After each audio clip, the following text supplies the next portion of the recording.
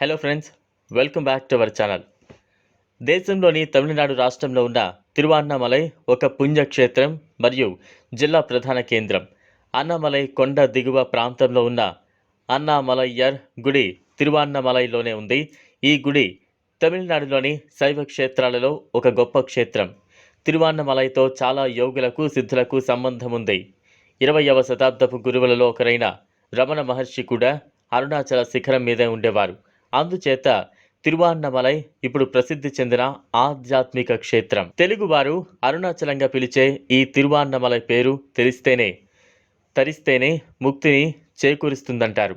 ఈ క్షేత్రాన్ని భక్తితో దర్శించి శ్రద్ధతో స్వామిని పూజిస్తే పూజించిన వారు మాత్రమే కాక వారి తర్వాత 21 తరాల వారు కూడా ముక్తిని పొందుతారని పురాణాల్లో చెప్పబడింది. ఈ స్థలాన్ని వశిష్ఠుడు, వ్యాసుడు, అగస్త్యుడు మొదలగు మహర్షులే కాక మరెందరో ప్రసిద్ధులు, యోగులు స్వామిని దర్శించి పూజించారు. అనేక కవి పుంగవులు స్వామి మహిమల గురించి స్తుతిగానాలు చేశారు.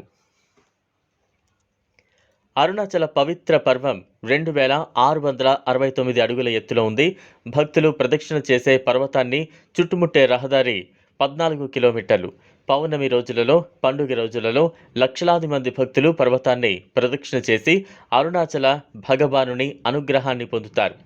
కృతయుగంలో తిరువన్నామలై అగ్ని పర్వతం, త్రేతాయుగంలో బంగారు పర్వతం, ద్వాపర యుగంలో రాగి పర్వతం, ఈ కలియుగంలో రాతి పర్వతం అని పురాణాలు చెబుతున్నాయి.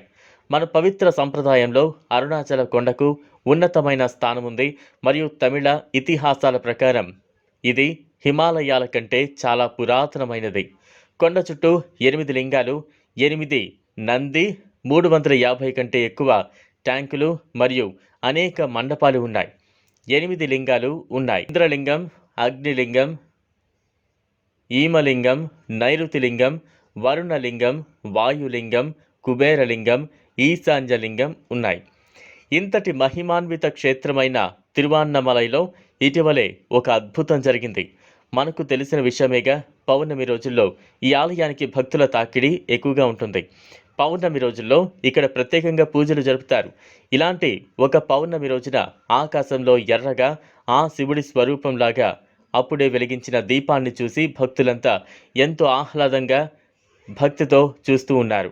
అదేవిధంగా అలానే చూస్తున్నప్పుడు ఆ వెలుగులో ఆ అగ్నిలింగేశ్వరుడైన అరుణాచలేశ్వరుడు భక్తులకు సాక్షాత్కరించారు. ఇష్టదైవం అలా కళ్ళ ముందు కనిపించేసరికి అక్కడ ఈ దృశ్యాన్ని చూసిన భక్తులంతా కూడా ఎంతో సంతోషించారు. తమ జన్మ ధన్యమైందని భావించారు. అదే సమయంలో అక్కడకు గరుడ పక్షి రావడం మరో విశేషం. ఇటువంటి అరుదైన అద్భుతాలు అప్పుడప్పుడు అరుణాచల ప్రదేశంలో జరుగుతూనే ఉంటాయి.